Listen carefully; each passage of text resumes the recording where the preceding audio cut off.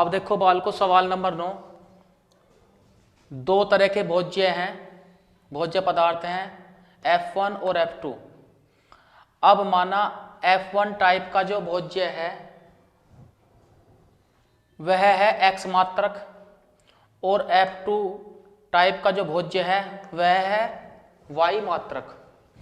अब उसने कहा है सवाल में कि भोज्य जो F1 में जो विटामिन ए की मात्रा है वो 3 मात्रक है और उसका आगे दिया है खनिज वो 4 मात्रक है, और जबकि उसकी लागत जो है वो 4 रुपये पर मात्रक है।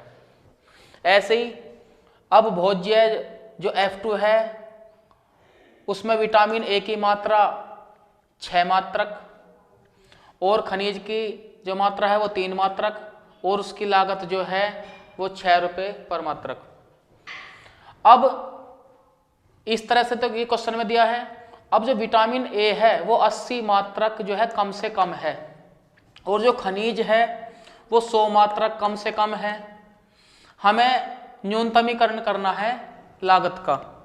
तो अब देखो यहाँ जो x और y के मान जो है वो ऋणात्मक नहीं हो सकते, अर्थात x जो है वो बड़ा बराबर 0 होगा और जो y है वो भी बड़ा बराबर 0 के होगा, ये ध्यान रखना है। ठीक है, तो एक एक चर वाली ये असमीकरण बन गई है। ठीक, अब देखो यहाँ, अब आ जाओ इसकी पहली शर्त पे।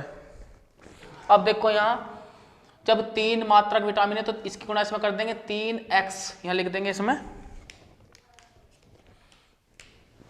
तो 3x जमा 6y इधर न्यूनतम यानी कि विटामिन ए जो है वो न्यूनतम कितना है, कम से कम कितना है 80 मात्रक। तो इधर से पढ़ेंगे इसे तो ये कम से कम के लिए यानी कि कम से कम 80 मात्रक क्या है विटामिन ए, तो यहां लिख देंगे विटामिन ए।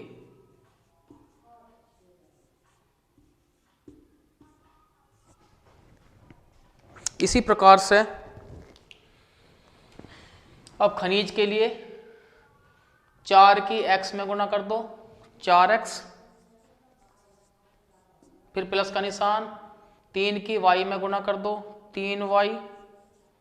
अब ये भी कम से कम कितना 100 मात्रक है तो यहाँ 100 लिख के और ये साइन इधर को आ जाएगा, यानी कि इधर मिला होगा पॉइंट, इधर खुला होगा, तो ये क्योंकि कम से कम है, अधिक होता तो इधर खुला होता। ठीक है, अब कम से कम तो यहाँ लिख देंगे खनिज।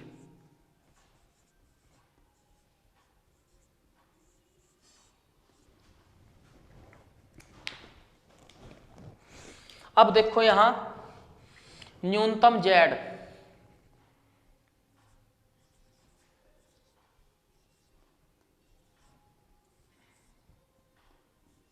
तो न्यूनतम Z जो है बराबर 4x जमा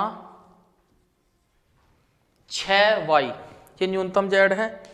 अब देखो इन असमीकरणों द्वारा घिरे क्षेत्र को ज्ञात करने के लिए सबसे पहले इन असमीकरणों को हमें समीकरण रूप में लिखना होगा। तो यहां लिख लेंगे, देखो समीकरण रूप में लिखने पर तो निम्न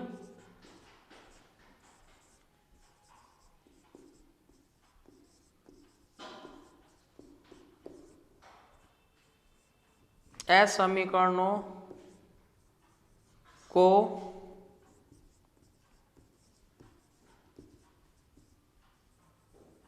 समीकरण रूप में लिखने पर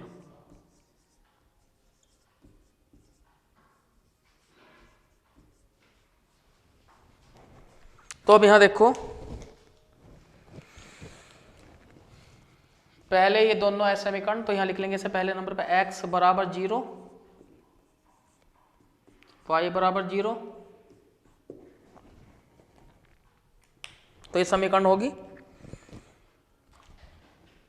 इसके बाद दूसरे नंबर पे जो हमारी जो असमीकरण समीकरण रूप में यहाँ जगह 3x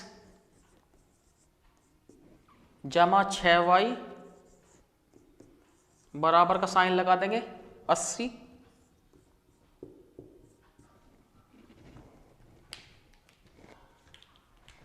इसके बाद 4x जमा 3y बराबर का साइन लगा देंगे 100,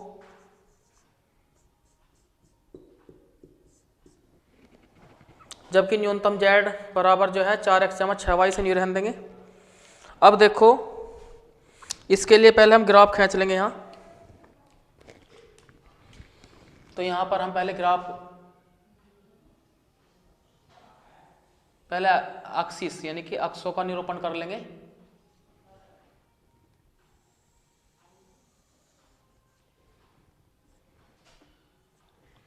पहले एक्स एक्सिस यानी कि एक्स, यहाँ मूल बिंदु O, एक्स डैश, यहाँ वाई O, वाई डैश। अब पहले रेखाएं दिखाऊंगे x बराबर 0 और y बराबर 0। तो x अक्ष पर रेखा का समीकरण y बराबर 0, तो ये वाली रेखा होगी y बराबर 0, और y अक्ष पर रेखा का समीकरण x बराबर 0, तो ये x बराबर 0 आ गई। अब देखो यहाँ, अब यह जो समीकरण 2 है यह 2 चर वाली रैखिक समीकरण है, अर्थात यह दोनों अक्षों को प्रतिच्छेद करेगी। तो जब प्रतिच्छेद करेगी तो जब x अक्ष को प्रतिच्छेद करेगी तो y बराबर 0 आ जाएगा, और जब y अक्ष को प्रतिच्छेद करेगी तो x बराबर 0। तो इसके लिए हम क्या करेंगे, पहले अक्षों पर निरूपित करने से पहले इसके बिंदु ज्ञात करने के लिए पहले हम इसके लिए एक टेबल बना लेंगे। देखो तो यहाँ लिख लेंगे समीकरण 2 से, तो इसके लिए टेबल बना लेंगे।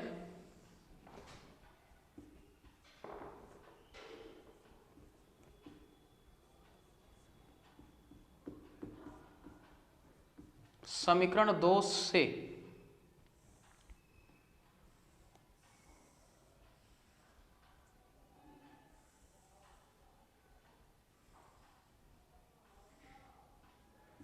X Y. अब देखो जब समीकरण 2 में x बराबर हम 0 रखते हैं तो यहाँ 0 हो गया। 6y बराबर कितना आ गया यहाँ 80, तो y बराबर 80/6, ठीक है। तो जब यहाँ 80/6, तो 2 तिया 6 और 2 चौक 8 यानी कि 40/3, तो y का मान आ गया 40/3। अब जब y का मान 0 रखेंगे, जब y के स्थान पर यदि 0 है तो 3x बराबर 80 बनता है, और x बराबर कितना बनेगा 80/3।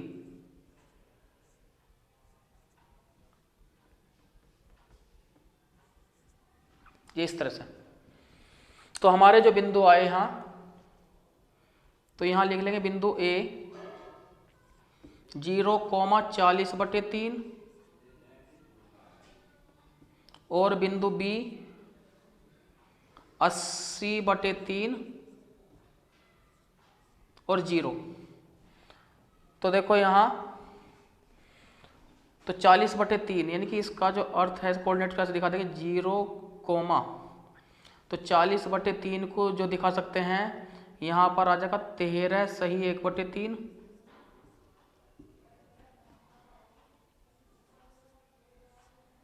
और ऐसे ही जो 80/3 है जब इसे भाग करेंगे तो 3 दूनी 6, 3 6 18 यानी कि 26 सही 2/3 ये। लेकिन हमें बिंदु ये दिखाने हैं यानी कि 0,40/3 और B 80/3, इस तरह से ये हमें दिखाने हैं। तो अब देखो, तो पहले चलते हैं y अक्ष की तरफ को। तो y अक्ष पर जब चलेंगे यहाँ तो एक बड़ा खाना यानी कि 10 इकाई के है ये, और यहाँ 10 ये और 10 दूनी 20, लेकिन हमें दिखाना है यहाँ 0, 13 से 1/2। तो यहाँ देखो 10 तो छोटे छोटे खाने हो जाएंगे, और 1 2 3 से कुछ आगे निशान लगा देंगे। तो यहाँ लिख देंगे बिंदु A। तो बिंदु A के जो कोऑर्डिनेट्स हैं वो लिख देंगे 0,40/3, इस तरह से ये पॉइंट हो गया। अब बिंदु बी यानी कि 26 सही 2/3, तो 1 बटा खाना 10 के, तो 10, यहाँ 20 और यहाँ 30, तो 20, यहाँ 25, तो इससे कुछ आगे आ जाएगा ये, तो यहां लिख देंगे बी। तो इसके कोऑर्डिनेट्स लिखेंगे 80/3 और 0, तो क्या करेंगे ए और बी को मिला देंगे।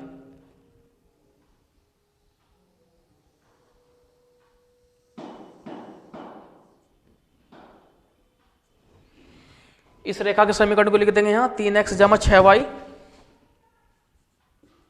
3x जमा 6y बराबर 80,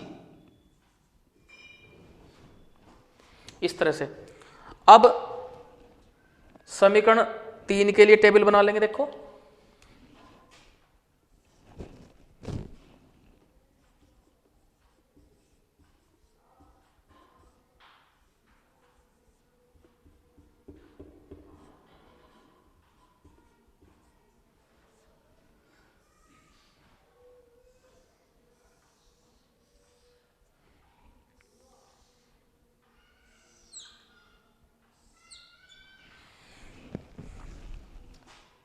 x और y, यदि x के स्थान पे हम 0 रखते हैं तो या तो 0 हो गया, तो 3y बराबर 100, तो y का मान कितना आ गया 100/3।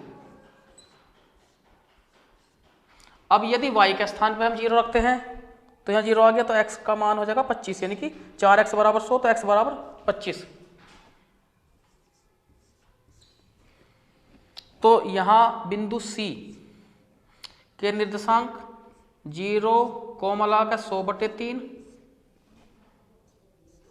और बिंदु D 25,0। तो अब यहां देखो 100/3 यानी कि 33 सही है, यह बनता है 1/3। तो अब यहां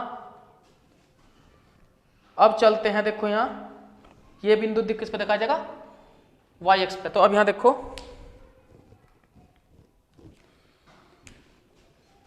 तो यहाँ 10, 20 और ये थोड़ा सा ऐसा ऊपर कर लेंगे,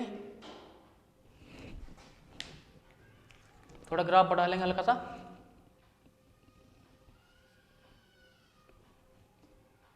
यहाँ थोड़ा सा यहाँ करके, तो 10, 20 और 30, ये y और ये x बराबर 0।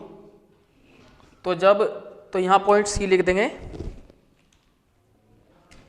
यहां पर लिख देंगे पॉइंट C। तो C के निर्देशांक लिख देंगे यहां 0, 100/3, ये C पॉइंट आ गया।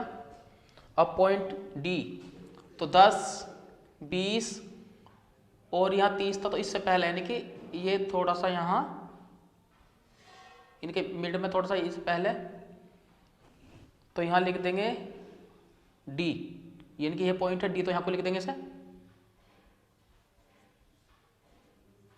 तो 25,0, तो C और D को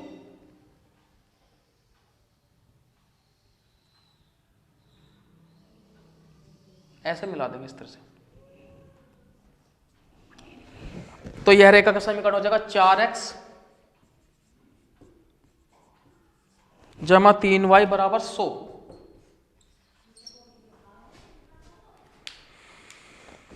अब देखो, अब ये जो इंटरसेक्ट पॉइंट है इसे ले लो E, तो प्रतिच्छेद बिंदु E के लिए तो यहां लिख लेंगे, देखो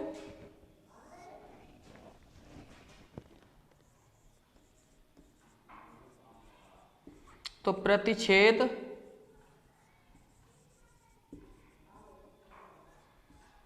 बिंदु E के लिए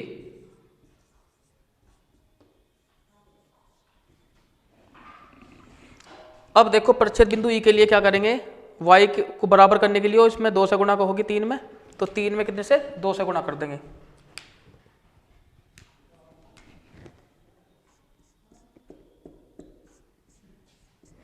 तो 3 में 2 से गुणा कर देंगे, तो इसलिए 4 दूनी 8 8 यानी कि 2 चौक 8 यानी कि 2 चौक 8x जमा 2 तिया 6y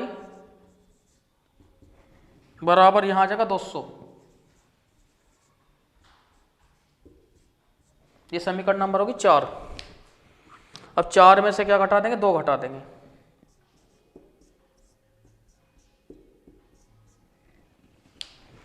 अब 4 में से जब 2 घटाओगे तो नीचे 2 लिख देंगे, तो 3x जमा 6y बराबर 80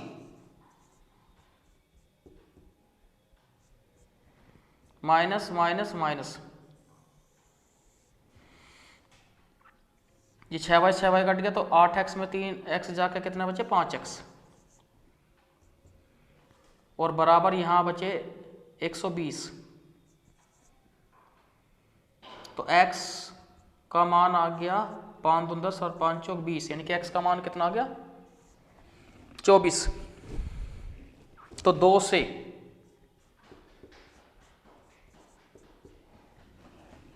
तो x का मान 2 में रख लेंगे, तो यहां आ जाएगा 3 गुणा 24 जमा 6y बराबर 80। तो 24 थी 72 जमा 6y बराबर 80, तो 6y बराबर 80 में से जब 72 जाएंगे तो यहां 8, तो y बराबर हो गया 8/6, 2 तिया 6 और 2 चौक 8 यानी कि 4/3। अब जो प्रतिच्छेद बिंदु जो हमें प्राप्त हुआ उसके जो कोऑर्डिनेट्स ई के होंगे ये प्राप्त हुए 24, x का मान पहले रख देंगे, कोमा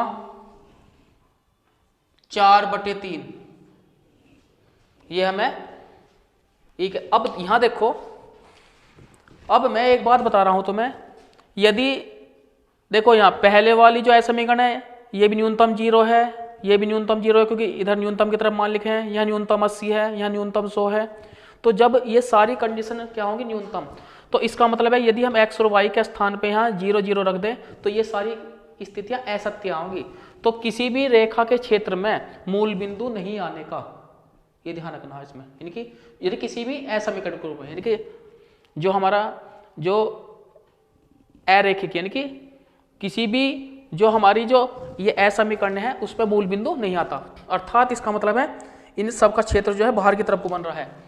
तो इसका मतलब देखो इसका क्षेत्र भी बाहर की तरफ आया इस वाले में, और जब अब क्योंकि यहां दिया है इसमें कि x जो है वो 0 से बड़ा बराबर है तो इसका क्षेत्र इधर को चलेगा, y ऊपर को, इसका और नीली जो रेखा है इसका क्षेत्र भी ये ऊपर की तरफ को आ गया, जो लाल कलर की रेखा इसका क्षेत्र भी है ऊपर की तरफ को आ गया।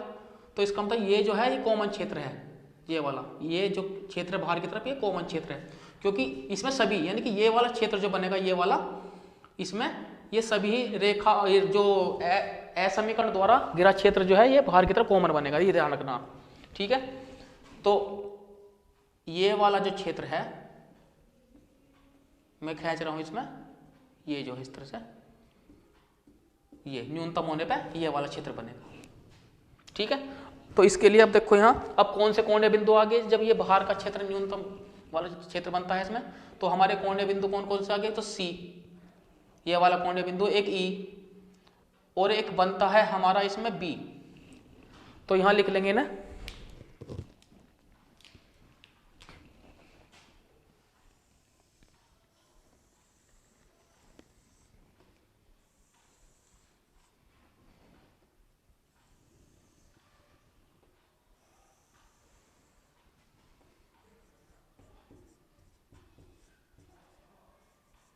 तो कोणीय बिंदु और ये z न्यूनतम, तो z का मान लिख लेंगे यहां 4x जमा 6y। और हाँ अगर बच्चों यहां एक बात सोचने की है, अगर ये इनकी वैल्यू होती यहां अधिकतम तो फिर ये वाला क्षेत्र आता है इसका, ये ध्यान रखना। और न्यूनतम है तो बिल्कुल बाहर का क्षेत्र बनता है सभी, अगर न्यूनतम है। तो अब देखो कोणीय बिंदु यहां C, तो C को लिख देंगे यहां, तो C तो 0,100/3। तो जब x के स्थान पे 0 रखेंगे तो 0 हो गया, और यहां देखो 0 जमा 6 गुना y के स्थान पर आ जाएगा 100/3, तो 3 दूनी 6, तो यहां के 200। इसके बाद कोणीय बिंदु यहां E है, तो 24,4/3। तो यहां देखो x के स्थान पे 24 रख लेंगे, तो 4 गुना 24 जमा 6 गुना y के स्थान पे 4/3, तो 3 दूनी 6। तो अब यहां देखो 24 चौका कितने हो गए 96, और यहां 2 चौका 8, तो जब 96 में 8 जोड़ेंगे तो 104। अब कोणीय बिंदु B, तो 80/3, 0, तो x के स्थान पे क्या आ जाएगा 4 गुना 80/3, और y के स्थान पे कितना आ गया 0, तो 8 चौक 32, 32/3। अब जब इसे भाग करेंगे तो 3 एकम 3, 1 0, 3 6 18, यानी कि 106 सही 2/3। तो अब इसने कहा है कि न्यूनतम, तो z का जो न्यूनतम मान है वो हमारा बनता है 104। तो ऐसी कंडीशन में जो F1 भोज्य है वो 24 मात्रक, और जो F2 है वो वायु है वो 4/3 मात्रक, इसे नोट कर लेना। ठीक, अब देखो बाल को सवाल नंबर 10, हमने पहले टेबल में बना लिया, इसमें लिख लिए हैं ये। अब देखो उर्वरक जो है 2 प्रकार के हैं, एक उर्वरक F1 टाइप का है और दूसरा उर्वरक जो है F2 टाइप का है। जो उर्वरक F1 टाइप का है उसकी मात्रा x किलोग्राम है, जो F2 टाइप का उर्वरक है उसकी मात्रा y किलोग्राम हमने मान ली। ठीक है, अब जो F1 टाइप का जो उर्वरक है x किलोग्राम, उसमें 10% दी है नाइट्रोजन, 6% दिया है फास्फोरस, और जिसकी कीमत जो है वो 6 रुपये प्रति किलोग्राम है, इस तरह से। उसके बाद जो F2 यानी दूसरी टाइप का जो उर्वरक है जिसकी मात्रा हमने मान ली y किलोग्राम, तो उसमें 5% नाइट्रोजन कह रहा है और 10% फास्फोरस, और जिसकी कीमत है 5 रुपये प्रति किलोग्राम। तो हमने ऐसे पढ़ा इसमें, लेकिन जो कम से कम, अब ऐसा आ जाओ इस तरह से, तो कम से कम जो नाइट्रोजन है वो 14 किलोग्राम है, फास्फोरस 14 किलोग्राम, ये न्यूनतम है इसकी मात्रा, और ऐसी कीमत यानी कि Z न्यूनतम। तो इसमें ज़्यादा कुछ नहीं सोचना, बहुत ही सिंपल है। तुम लिखोगे यहाँ x, यानी कि x जो है वो ऋणात्मक नहीं हो सकता, x बराबर 0 लिख दोगे, ऐसे ही y बराबर 0 लिख दोगे। अब इन असमीकरणों को बना लोगे, बहुत ही सिंपल बता रहा हूं मैं। देखो x का 10% कर दोगे, तो x का 10%, तो x का 10% यानी x गुना 10/100, फिर प्लस, क्योंकि हमें टोटल मात्रा किसकी लेनी है नाइट्रोजन की, तो इसके साथ गुना दिखा दो, प्लस इसके साथ गुना, और ये इस तरह से न्यूनतम। तो अब y का 5% निकाल लो, यानी कि y गुना 5/100, न्यूनतम मात्रा कितनी है 14, तो न्यूनतम है तो साइन इस तरह से, यानी कि इधर न्यूनतम पढ़ेंगे, तो ये इधर जो मुख इधर खुला हुआ इधर दबा हुआ न्यूनतम की तरफ, तो इधर न्यूनतम है। ठीक है, तो अब लिख लेंगे, देखो इसे 10x जमा 5y और बटे 100 है, तो इसकी गुणा इसमें दिखा देंगे, यानी कि 1400। तो इसे हल कर लेंगे, देखो ये 5 से कट जाएगा, तो 5 दूनी 10, 2x जमा y बड़ा बराबर, इधर बड़ा बराबर, इधर के लिए न्यूनतम, इधर बड़ा बराबर पढ़ेंगे। तो 5 दूनी 10 और 5 अट्ठे 40। तो पहले वाली समीकरण प्राप्त होगी हमें। इसके बाद किसके लिए थी ये समीकरण? नाइट्रोजन के लिए। तो यहाँ लिख देंगे सामने नाइट्रोजन, यहाँ लिख देंगे नाइट्रोजन।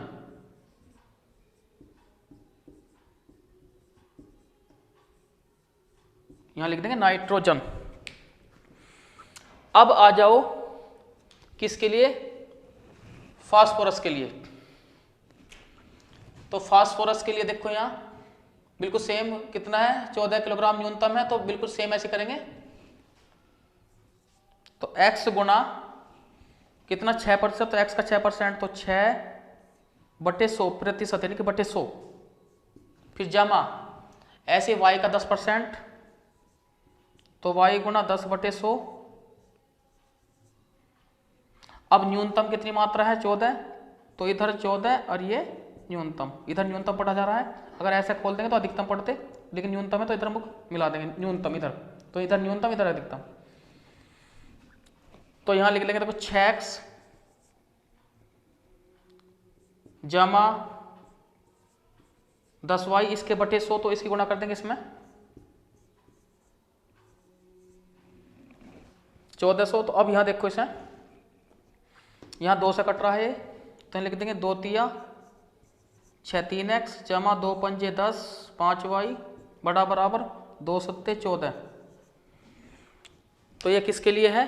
फास्फोरस के लिए। तो सामने लिख देंगे फास्फोरस।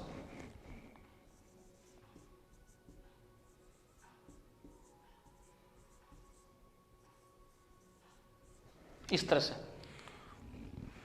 अब देखो, और यहां जो न्यूनतम जेड है से भी लिख लेंगे। तो यहां लिख लेंगे न्यूनतम जेड, न्यूनतम जेड न्यूनतमीकरण होना है। तो 6x,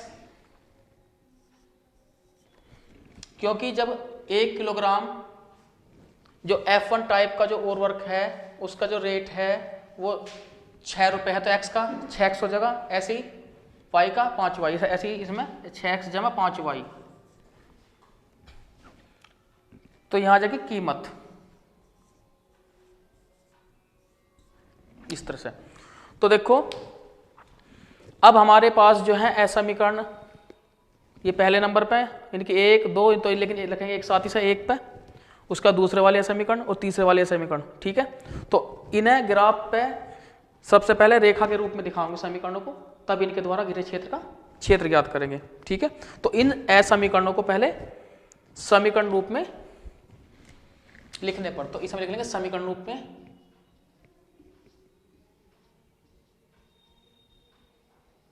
समीकरण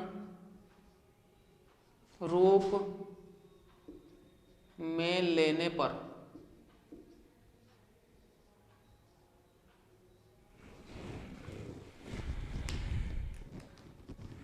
तो एक चर वाली जो असमीकरण है इसे लिख लो x बराबर 0 और दूसरी y बराबर 0, ये पहले नंबर पर आ गई।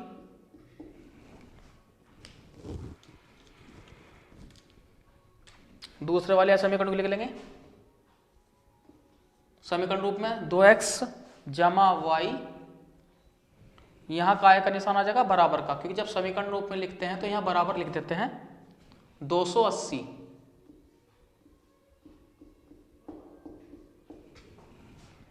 ऐसी जो तीसरे वाले समीकरण से लिख लेंगे 3x जमा 5y बराबर 700।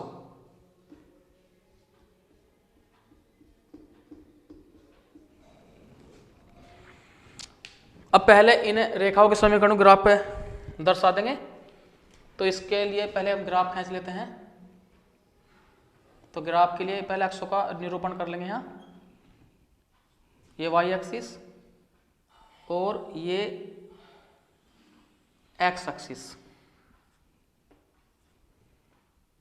X O X dash, Y O Y dash. यहाँ ओ जो है मूल बिंदु है जो एक दूसरे को समकोण पर काटते हैं। अब x अक्ष पर रेखा का समीकरण y बराबर 0, तो यहाँ y बराबर 0 लिख देंगे, और y अक्ष पर रेखा का समीकरण x बराबर 0, तो यहाँ x बराबर 0 लिख देंगे। अब देखो यहाँ, अब रेखा का समीकरण 2 जो है इसके लिए हम टेबल बना लेंगे, क्योंकि हमें इसे निरूपित करना है x पे। जब यह दो चर वाली ये दोनों रैखिक समीकरण है तो यह x और y को जरूर परिच्छेद करेंगे, यानी कि x अक्ष और y अक्ष को जरूर काटेंगे। तो समीकरण 2 के लिए हम टेबल बना लेंगे पहले।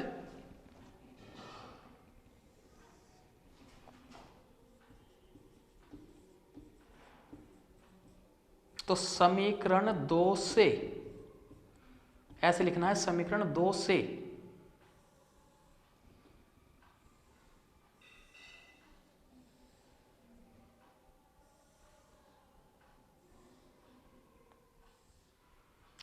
x y, यदि समीकरण 2 में मैं x के स्थान पे 0 रख दूं तो y बराबर कितना आता है 280, और यदि y के स्थान पे मैं 0 रख दूं तो 2x बराबर 280, तो x का मान बनेगा 140। इस तरह से। तो अब देखो यहां, तो बिंदु A के जो निर्देशांक होंगे वो 0,280, और B के जो निर्देशांक हैं वो लिख देंगे 140 कोमा लगा कर 0। ठीक है, तो इसका मतलब ये हुआ कि एक बड़ा खाना जो है हम 50 इकाई के लेके चलेंगे। तो यहां देखो 10, तो यह 50 का है, तो ये जब एक बड़ा खाना 50 का, 50 या 100, 150 या 200 या 250 और यहाँ 300, इस तरह से। तो 50, 100, 150 या 200, 250 और 300। अब यहाँ यहाँ लगभग ये पॉइंट बैठेगा हमारा A, तो यहाँ पॉइंट A लिख देंगे। A के निर्देशांक लिख देंगे 0,280। अब ऐसे ही, क्योंकि यहाँ 140 यानी कि और कोमा 0 दिया है, तो यहाँ इसमें देखो 50, 100 और 150, क्योंकि बड़ा खाना 50 के लेके चल रहे हैं, तो एक पॉइंट कम करके इस तरह से, यानी 2 पॉइंट कम करके यहाँ लिख देंगे B। इसके निर्देशांक 140,0, तो A को B से, यानी कि A B को मिलाया,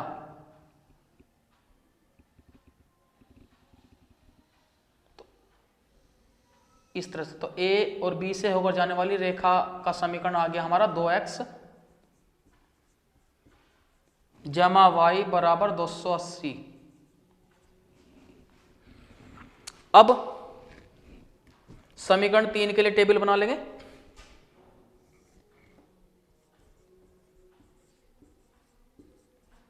तो समीकरण 3 से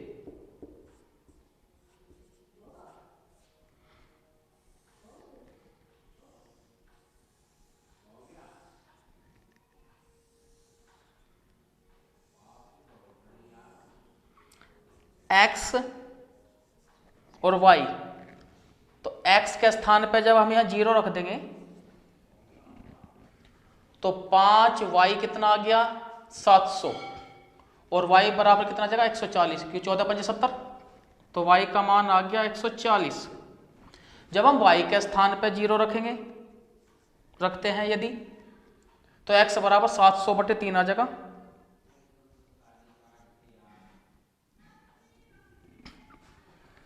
तो जो प्रतिच्छेद बिंदु हैं C वो 0,140 और D 700/3,0, इस तरह से। तो अब यहां देखो 0,140 है, तो C पॉइंट को हम दिखाओगे इसमें। तो यहां देखो 50, 100 और 150, तो यहाँ लगभग इसमें यहाँ 2 पॉइंट कम कर देंगे तो 140 आ जाएगा 0, तो यहाँ पॉइंट लिख देंगे C। तो 0,140 ये लिख दिया।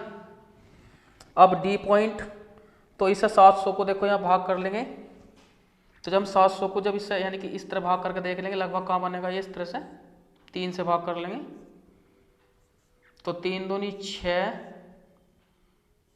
यहाँ 1, 10, तो 3 तिया 9, 1, 0, 3 तिया 9, तो कितना आया 233 सही 1/3।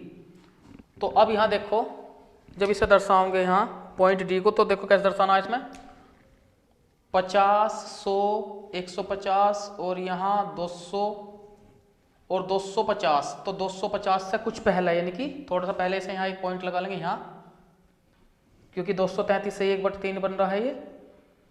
तो जब 233 से 1/3 बन रहा है तो यहाँ लिख देंगे बिंदु डी, यहाँ लिख देंगे बिंदु डी और 700/3, 0।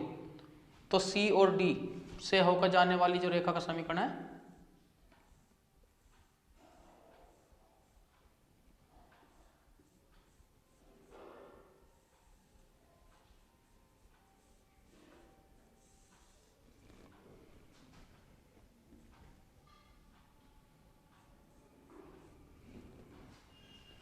इसे खींच देंगे, इसका नाम भी लिख देंगे 3x जमा 5y बराबर 700। अब देखो बच्चों, अब ये दोनों रेखाएं इस पॉइंट पर इंटरसेक्ट करती हैं, तो अब इंटरसेक्ट यानी कि प्रतिच्छेद बिंदु हम इसे E यानी कि E ज्ञात करना है। तो E ज्ञात करने के लिए हम क्या करेंगे, हम समीकरण 2 और 3 को जो है इन्हें हल कर लेंगे। तो इसके लिए क्या करेंगे, देखो यहां समीकरण 2 यानी कि y की वैल्यू बराबर करने के लिए यहां 5y है तो यहां y है तो 5 से गुणा कर लेंगे समीकरण 2 में। तो समीकरण 2 में, तो समीकरण 2 में कितने से गुणा, 5 से, तो 5 दूनी 10x जमा 5y बराबर 500, 5 अट्ठे 40 और 5 दूनी 10 और 4 14। ये समीकरण बन गई 4। अब 4 में से क्या घटा देंगे, 3 घटा देंगे, तो 3x जमा 5y बराबर 700। ये समीकरण हम 3 घटा देंगे इसमें से, तो माइनस माइनस माइनस 5y से 5y कैंसिल, तो 10x में से जब हम 3x घटाएंगे तो कितना आएगा 7x। यहां बराबर का निशान, 1400 में से 700 जाकर कितने बचे 700, तो x बराबर 700 को 7 से भाग कर देंगे। जब 700 को 7 से भाग करेंगे तो हमारा 100 आया, तो x का पता लग गया। तो समीकरण 2 से, तो समीकरण 2 से, तो जहां x है वहां 100 रख देंगे, तो 2 गुणा 100 जमा y बराबर 280। तो 200 जमा 100 बराबर 280 और y बराबर 80। तो यहां देखो 200 जमा y बराबर 280, तो y बराबर कितना 280 में से 200 जाके 80, तो e के जो मान आए x का 100 और y का 80। अब देखो फिर इसमें भी वही बात आती है कि यहां न्यूनतम 280 है, तो इसका मतलब यदि x और y के स्थान पर हम 0 0 रखते हैं, यानी कि ये चेक करते हैं कि मूल बिंदु जो इस रेखा के क्षेत्र में है या नहीं, तो क्या है, असत्य आएगा, क्योंकि 0 280 से बड़ा नहीं हो सकता। तो इसका मतलब है इसकी डायरेक्शन कहाँ होगी, ऊपर की तरफ को। ये ऐसे ही जब हम x और y के स्थान में 0 0 रखेंगे तो यह भी असत्य है, क्योंकि 700 से बड़ा बन रहा है, तो इसकी डायरेक्शन भी कहाँ की, यानी कि मूल बिंदु, यानी कि इसके क्षेत्र में मूल बिंदु नहीं है, तो इसकी डायरेक्शन भी कहाँ की, ऊपर की तरफ को, ऐसे। उसके बाद जब x बड़ा बराबर किससे है, 0 से, तो इसका मतलब क्या हुआ, तो इसकी डायरेक्शन की अधिक की तरफ तो है ये, और y जो है वो भी अधिक है, तो ये इसका डायरेक्शन भी ये इस तरह से। तो सभी के लिए जो कॉमन क्षेत्र है हमारा कौन सा, ये ऊपर ऊपर का क्षेत्र है, यानी कि तो ये जो ये हमारे कोणीय बिंदु है ये आ जाएंगे इसमें इस तरह से। तो यह जो क्षेत्र है बाहर का ये वाला, तो न्यूनतम ने बाहर का बन रहा है, अगर यही अधिकतम होते तो फिर बनता ये वाला क्षेत्र, ये ध्यान रखना। अब बाहर की तरफ है तो ये न्यूनतम पे बाहर की तरफ बने। तो ऐसी स्थिति में देखो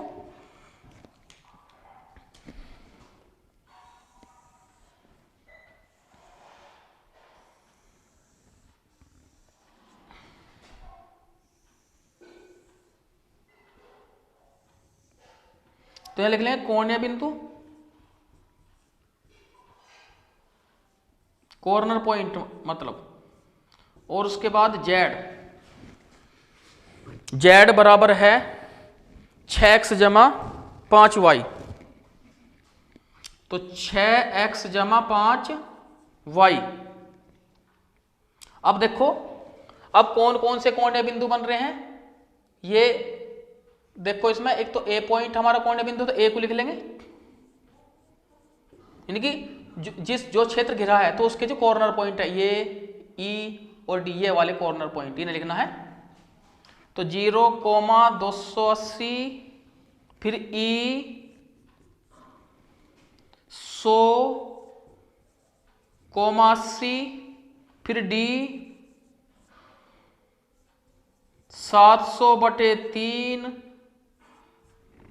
कॉमा लगा के 0। तो अब इन पे इनके मान निकाल लेंगे, देखो यहां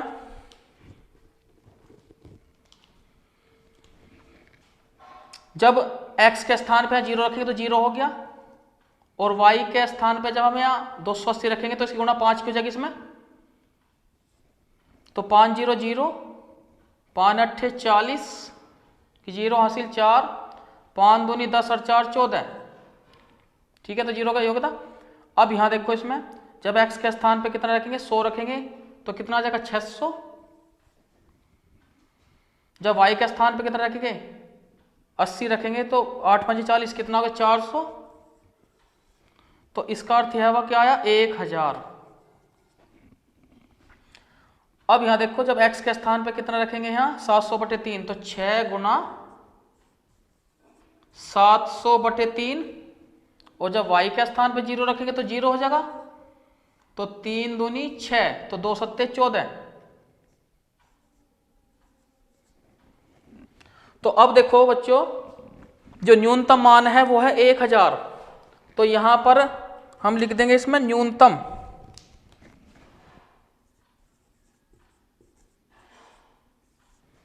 तो अब देखो तो न्यूनतम लागत कितनी है, 1000 रुपए की लागत है न्यूनतम, और वह कब है, यदि जो उर्वरक F1 टाइप का है उसकी मात्रा कितनी हो 100 किलोग्राम, और Y यानी कि F2 टाइप का जो उर्वरक है उसकी मात्रा कितनी होनी चाहिए x किलोग्राम। तो तुम इसे ऐसे लिख लेना, ठीक है ना। ये क्वेश्चन बहुत ही अच्छी तरह से बताया है, और जितना फोकस करके तुम इसमें इसे कर लोगे उतना ही तुम्हें फायदा मिलेगा। ठीक, देखो सवाल नंबर 11, निम्नलिखित असमीकरण निकाय 2x जमा y छोटा बराबर 10, फिर दूसरा समीकरण निकाय है x जमा 3y छोटा बराबर 15, यानी कि असमीकरण निकाय। अब x, y बड़ा बराबर 0 से निर्धारित सुसंगत क्षेत्र के जो कोणीय बिंदु हैं वो मूल बिंदु अर्थात 0,0, फिर दूसरा है 5,0, फिर तीसरा बिंदु है 3,4, और जो हमारा चौथा बिंदु है वो 0,5 है, यानी कि जो क्षेत्र बनता है, उसके कोने बिंदु हैं ये। अब माना कि z बराबर जो है पी एक्स जमा क्यू वाई, जहां p q जो है वो धनात्मक है अर्थात 0 से बड़े हैं। p तथा q के लिए निम्नलिखित कोण, इसमें देखो के लिए निम्नलिखित में कोण प्रतिबंध उचित है ताकि z का अधिकतम बिंदु क्या है इसमें 3,4 और 0,5 दोनों पर घटित होता है, यानी कि इस z का जो है अधिकतम मान जो है इन दोनों पर जो है घटित होता है, अर्थात इसका मतलब है कि वो वैल्यू बराबर आती होगी। ठीक है ना। तो यहां देखो, तो यहां लिख लेंगे इसका सॉल्यूशन हल, तो यहां लिखेंगे अधिकतम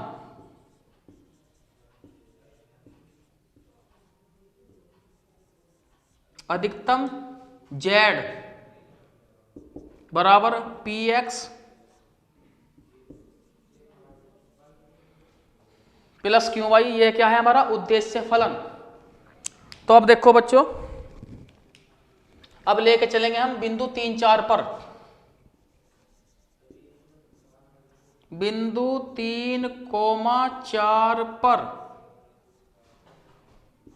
जो z है तो x के स्थान पर रख देंगे हम कितना 3, तो 3p हो जाएगा, और प्लस y के स्थान पर 4 रख देंगे तो 4q हो, तथा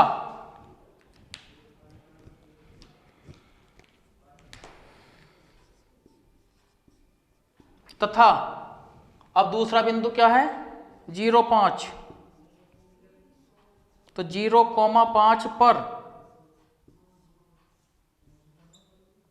z बराबर, तो अब देखो यहां x के स्थान पे क्या रख देंगे 0, तो 0 हो गया, प्लस और y के स्थान पे 5, तो 5q। अब देखो जब बिंदु 3, 4 और 0,5 पर जो अधिकतम मान प्राप्त होता है, दोनों पर अधिकतम मान घटित होता है, तो इसका मतलब दोनों मान क्या हुए आपस में बराबर हैं। तो इसलिए 3p जमा 4q बराबर किसके आया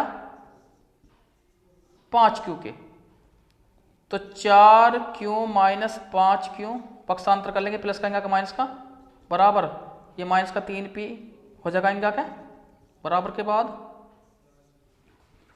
तो यहां कितना आया माइनस का q बराबर माइनस के 3p, यहां माइनस से माइनस कट कर, q बराबर कितना 3p। तो हमारा जो ऑप्शन है वो डी ठीक है, इस तरह कर लेना।